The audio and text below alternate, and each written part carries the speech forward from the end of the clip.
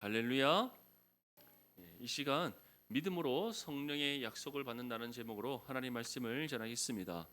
바울은 갈라디아 교회의 성도들을 향해서 어리석다라고 책망하고 있습니다. 갈라디아 교회 성도들을 가리켜 어리석다라고 했던 이유가 무엇이었습니까? 이들이 믿음으로 구원받았음에도 불구하고 다시 율법 행위로 돌아갔기 때문입니다. 율법 행위로 돌아갔다는 것은 지금 유대 그리스도인들이 주장하고 있는 율법의 전통과 관습을 따르는 그러한 삶으로 돌아갔음을 뜻합니다. 이것은 하나님 말씀의 진리 또는 하나님께서 모세로부터 주신 율법의 가르침을 삶으로 실천하고자 하는 율법의 행위가 아니었습니다. 오랜 세월 동안 랍비들, 특별히 바리새인들을 비롯한 그런 율법 학자들에 의해서 만들어진 율법의 해석을 따르는 것이었고, 이것이 곧 하나님 말씀이 아닌 유대의 여러 전통들을 따르는 하나의 전통의 의식이었기 때문입니다. 그래서 바울은 이러한 모든 것들이 결국 예수 그리스도를 향한 믿음과 반대되는 것이며 복음의 진리에서 벗어나는 죄라는 사실을 분명히 전했습니다. 사랑하는 성도 여러분, 우리 중에 어느 누구도 사람의 전통을 따라 구원받은 사람이 없다는 사실을 믿을 수 있기를 소망합니다. 오직 복음을 들음으로 믿음을 얻어 예수 그리스도를 나의 구주로 영접함으로써 우리가 하나님의 구원을 받았다는 사실을 분명히 믿을 수 있기를 소망합니다. 그래서 바울은 다음과 같이 전합니다. 갈라디아서 3장 6절에서 7절 말씀에 보면 아브라함이 하나님을 믿음에 그것을 그에게 의로 정하셨다 함과 같으니라. 그런즉 믿음으로 말미암은 자들은 아브라함의 자손인 줄 알지어다. 전통 유대인들은 자신들만이 아브라함의 후손이라고 주장했습니다. 다시 말해서 아브라함의 후손이란 것을 하나의 혈통의 후손으로 생각했던 겁니다. 하지만 바울은 아브라함의 후손이란 것은 혈통의 후손을 가리키는 것이 아니다. 성경이 우리에게 말씀하고 있는 아브라함의 후손이란 것은 바로 아브라함을 통해서 아브라함으로부터 시작된 믿음의 계보를 따른 후손들이다라고 지금 말씀하고 있는 겁니다. 아브라함이 하나님을 믿음에 구원받았지 그가 어떠한 특별한 혈통을 가지고 태어났기 때문에 구원받은 것이 아니라는 것을 지금 말씀하고 있는 겁니다. 저와 여러분들 또한 마찬가지입니다. 우리에게 구원받을 만한 어떠한 자격이 있었습니까? 우리는 구원받을 만한 자격이 없었습니다. 오히려 하나님의 심판을 받기에 마땅한 존재들이었습니다. 우리는 나면서부터 죄인이었습니다. 우리가 죄인이었던 이유는 무엇입니까? 육신으로는 아담의 후손이기 때문입니다. 아담으로부터 비롯된 이 인류에 어느 누구도 아담의 후손이라는 이 진리에서 벗어날 수 있는 사람은 아무도 없기 때문입니다. 그러나 우리는 나면서부터 죄인이었고 우리가 가지고 있던 원죄로 인해 우리는 끊임없이 죄를 지으며 살아갈 수밖에 없는 존재들이었습니다. 그래서 우리는 죄의 굴레에서 벗어날 수 없으며 죄의 지배 아래에 있던 죄인들이었습니다. 그런 우리에게 예비된 것은 하나님의 심판밖에 없었습니다. 이런 우리의 삶을 가리켜 예수님께서는 산상수훈의 말씀에서 무엇이라고 표현했습니까? 넓은 길을 따라 멸망의 문을 향해 달려가는 사람들이다라고 표현하셨습니다. 그랬던 우리였는데 하나님께서는 이 모든 천지 만물을 창조하시기 전에 우리를 구원하시기 위하여 구별에게 선택하셨습니다. 믿습니까? 선택한 우리를 구원하시기 위해 하나님 앞에 거룩하고 흠이 없는 존재로 세우시고자 그 뜻을 정하셨습니다. 이것이 바로 우리를 향한 하나님 구원의 예정입니다. 이제 하나님의 때가 참해 우리 주 예수 그리스도를 이 땅 가운데 보내셔서 하나님의 구원을 이루셨고 이제 하나님 정하신 때가 이름에 우리를 부르셔서 복음을 들음으로 믿음으로 구원받게 하셨음을 믿을 수 있는 소망합니다. 그래서 아브람도 그가 하나님을 알지 못한 채 갈대 우르에서 살고 있었으나 하나님께서는 그 아브람을 부르셔서 아브람이 아브라함 되게 하셨고 믿음의 조상이 되게 하시는 은혜를 베풀어 주셨습니다. 이 모든 은혜가 아브라함을 부르신 하나님께서 그에게 믿음을 주심으로 이루어진 하나님의 은혜의 역사였습니다.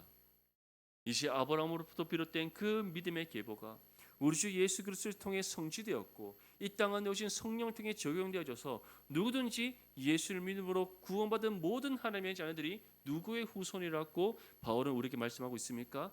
아브라함의 자손이다. 그렇기 때문에 어느 누구도 율법의 행위 또는 사람의 전통 또는 사람이 행하는 어떠한 선한 행위 이러한 것을 구원받을 수 있는 사람은 없다라는 겁니다. 오직 믿음으로 구원받고 그 믿음의 주체인 예수 그리스도를 나의 구주로 영접한 사람만이 죄 사함과 함께 새 생명을 얻어 하나님의 자녀가 된다는 사실을 믿을 수 있기를 소망합니다. 우리 본문 8절과 9절 말씀 함께 읽겠습니다. 시작. 또 하나님이 이방을 믿음으로 말미암아 의로 정하실 것을 성경이 미리 알고 먼저 아브라함에게 복음을 전하되 모든 이방인이 너로 말미암아 복을 받으리라 하였느니라. 그러므로 믿음으로 말미암은 자는 믿음이 있는 아브라함과 함께 복을 받느니라.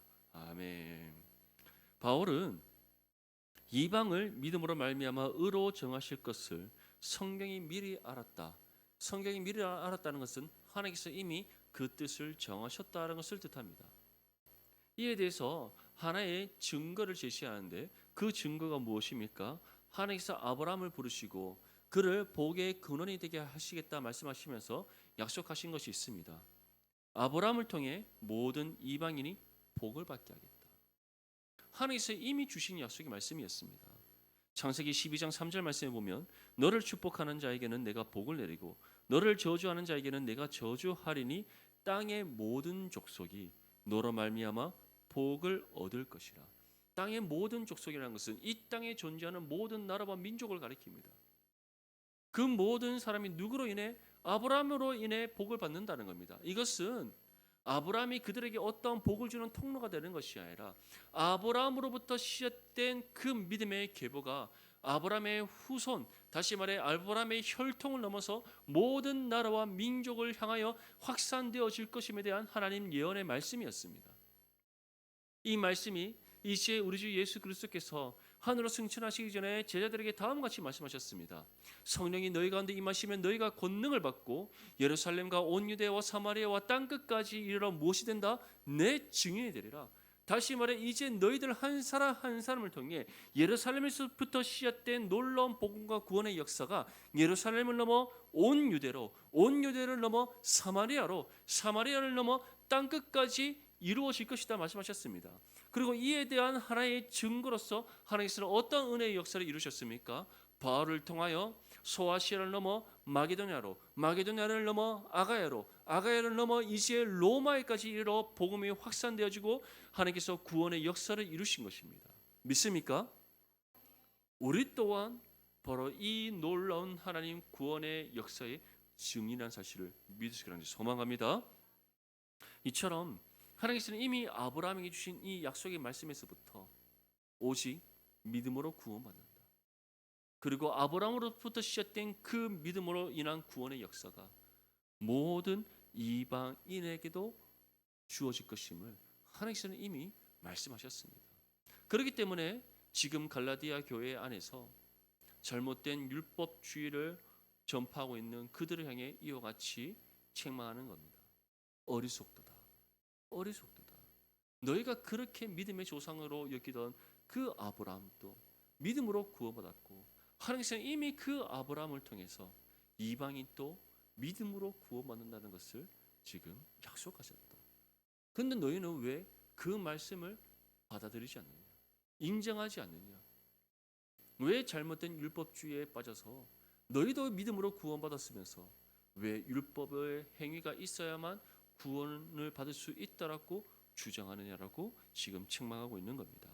사랑하는 성도 여러분, 이처럼 우리가 잘못된 사람의 전통에 빠지는 그 순간 복음의 진리에서 떠날 수 있다는 사실을 기억할 수 있기를 소망합니다. 우리 한국교회도 이제 기독교의 역사가 참 깊습니다. 100년이 넘었다는 것은 이제 새로운 100년이 200년을 향해 달려가고 있다는 것은 그만큼 우리 대한민국도 기독교의 역사가 깊어졌다는 것을 뜻합니다. 그러다 보니 각 교회마다 역사가 깊어지기 시작하면서 생겨나게 된 사람의 전통이 있습니다. 그 사람의 전통이 때로는 말씀의 진리보다 앞서게 되고 하나님께서 우리에게 주신 말씀의 권위보다 더 중요한 것으로 여기게 됩니다. 그러다 보니 사람이 세운 전통이 우리의 모든 신앙의 가치 판단의 기준이 되어버리고 교회의 서고 넘어짐에 대한 하나의 기준이 되어버리는 그 순간 교회는 타락하기 시작하는 겁니다. 분명히 기억하십시오. 교회는 하나님의 말씀으로 개혁되어져야 됩니다. 믿습니까? 그래서 우리 내당 중보교회는 언제나 말씀의 진리 위에 굳건하게 서고 예수 그리스도를 향한 믿음 가운데 온전히 하나됨에 이루어서 하나님 보시기에 아름다운 신앙 공동체를 이뤄갈 수 있기를 간절히 소망합니다. 우리 10절에서부터 12절까지 말씀 함께 읽겠습니다. 시작. 물은 율법 행위에 속한 자들은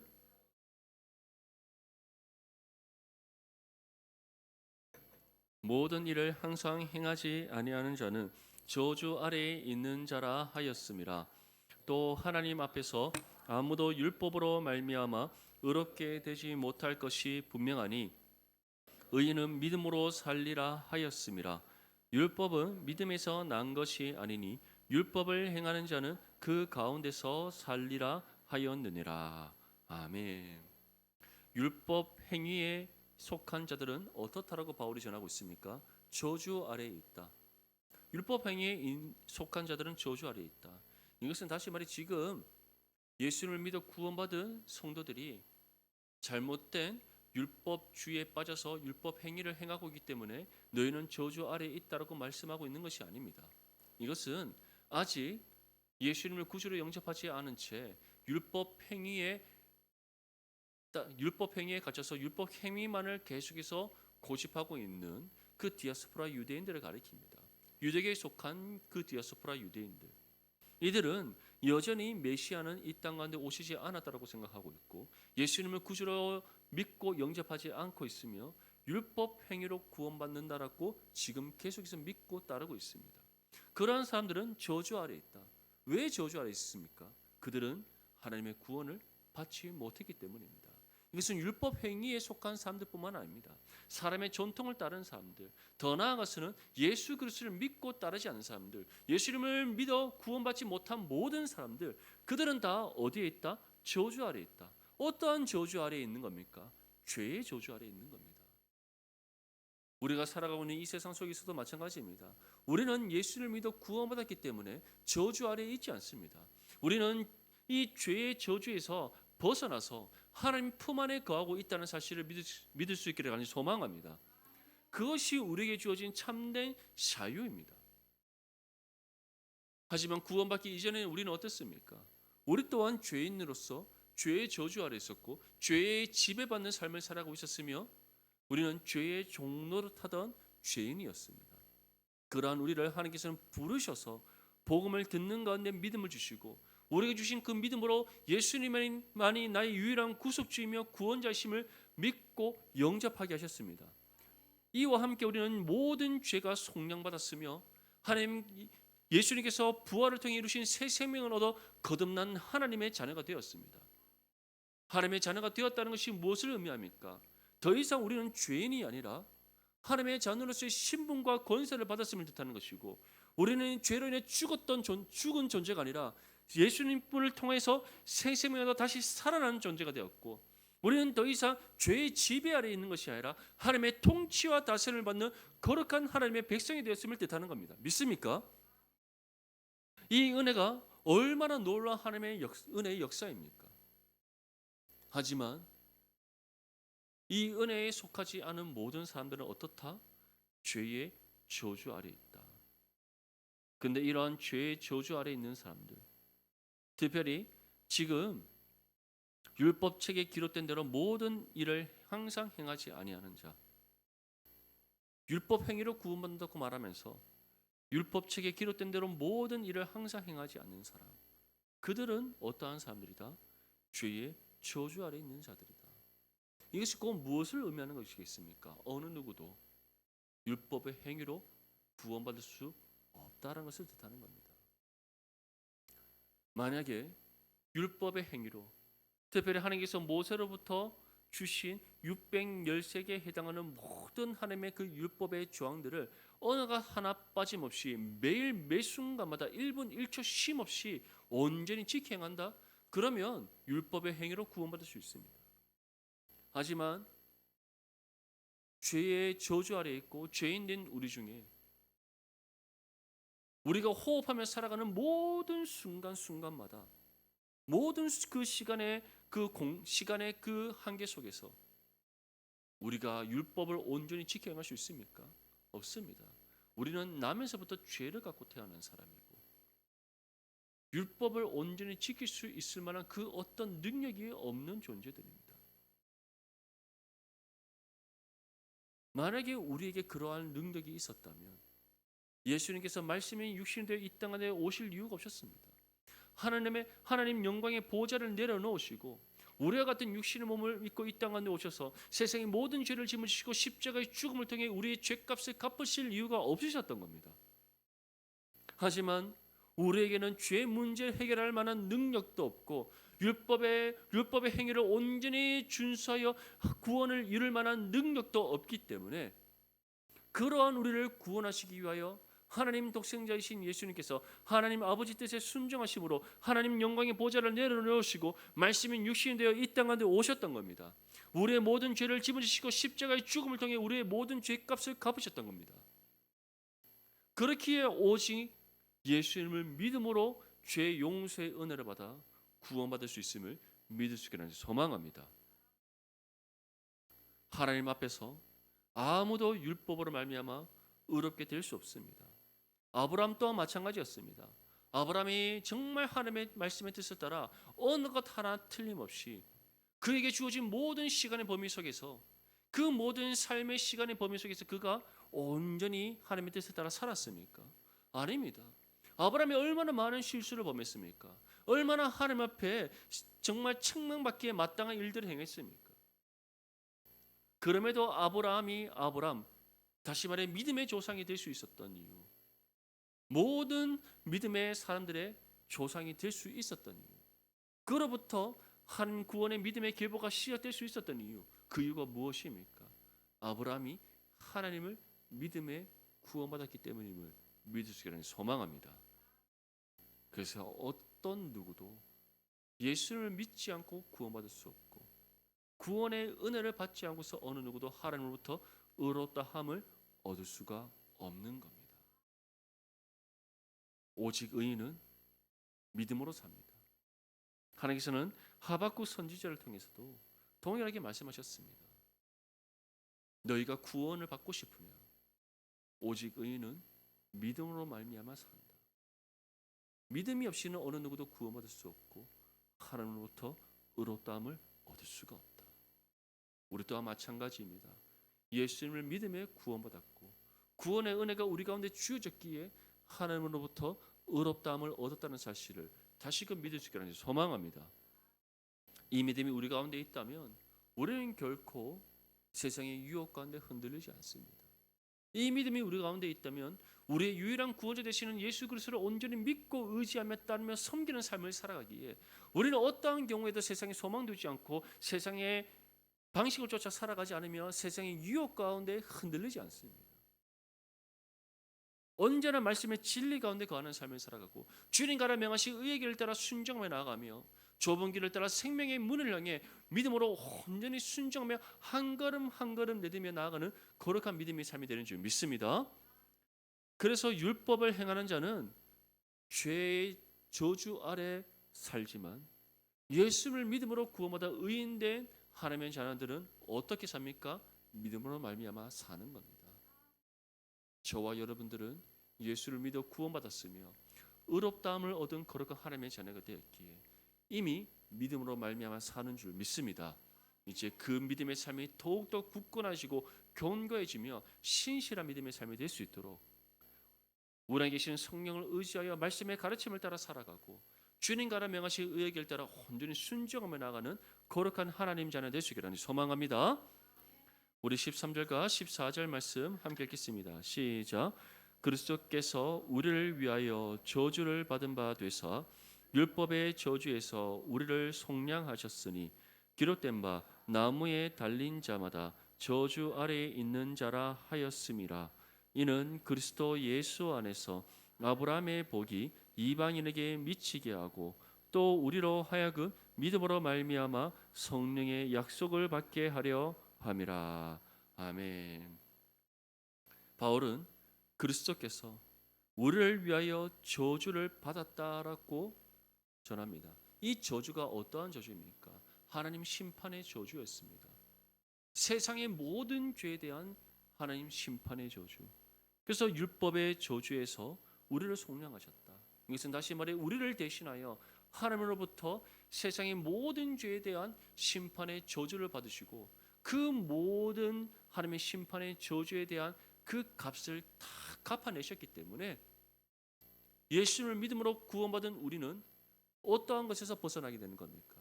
이제 이 모든 죄의 저주에서 벗어나게 되는 겁니다. 우리가 은행에 돈을 빌렸다고 한번 생각해 보십시오.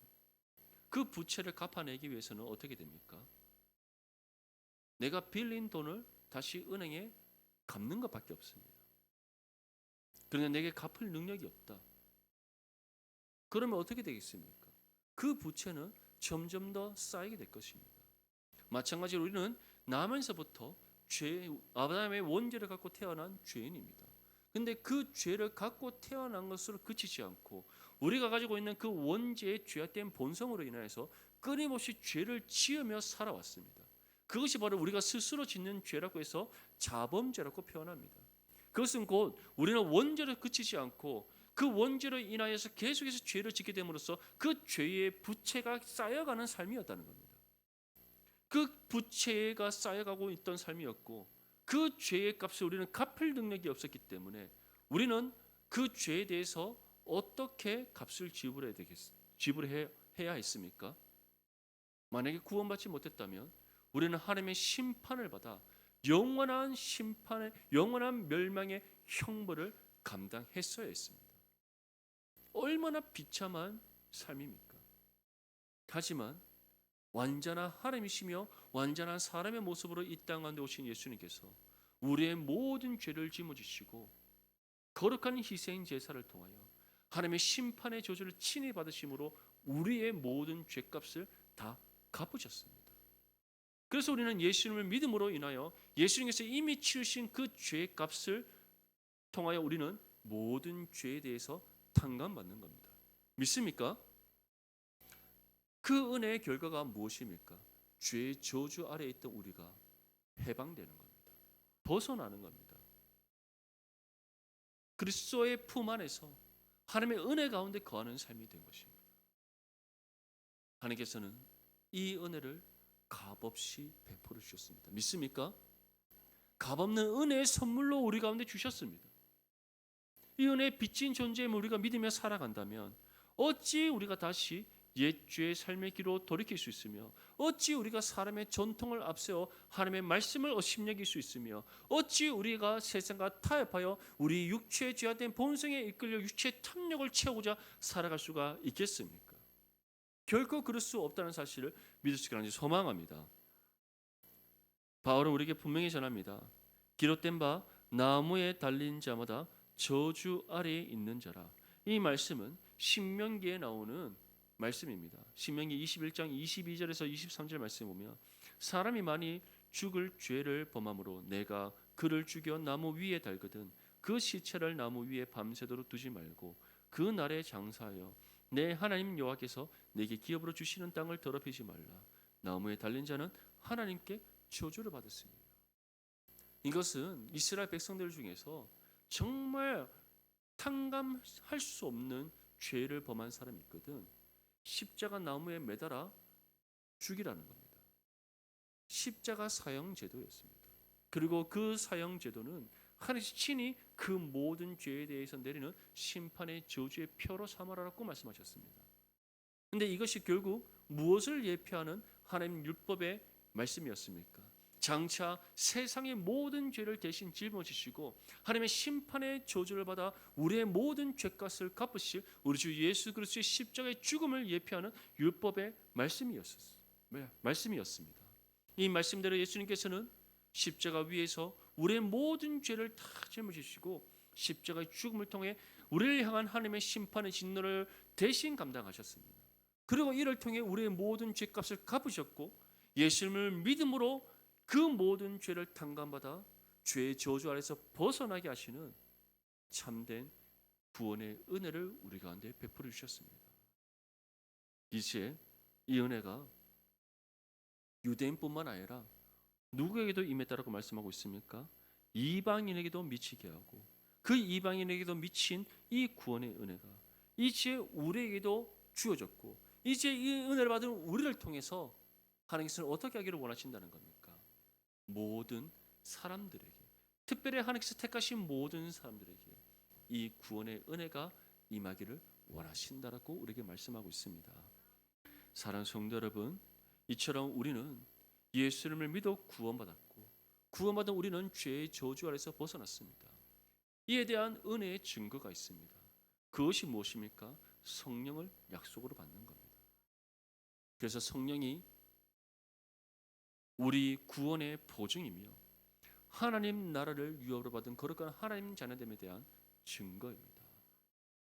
이제 성령을 약속으로 받는 이 은혜가 우리에게만 주어진 것으로 끝내서는 안 됩니다.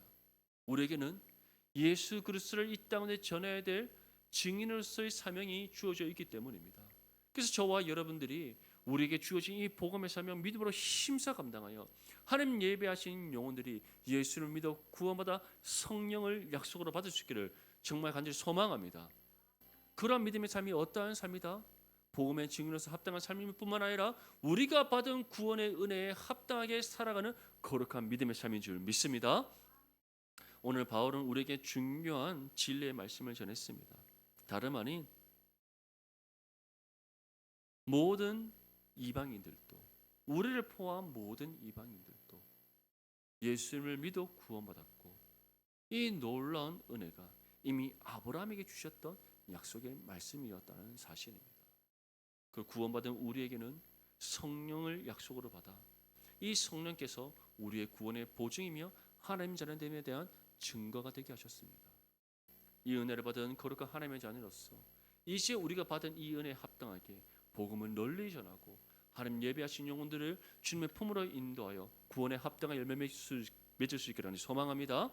이를 통해 하나님으로부터 착하고 충성된 일이나 칭찬받으며 정말 하나님께 영광이요 기쁨이 되는 저와 여러분들의 삶이 될 수 있기를 주님의 이름으로 축복합니다.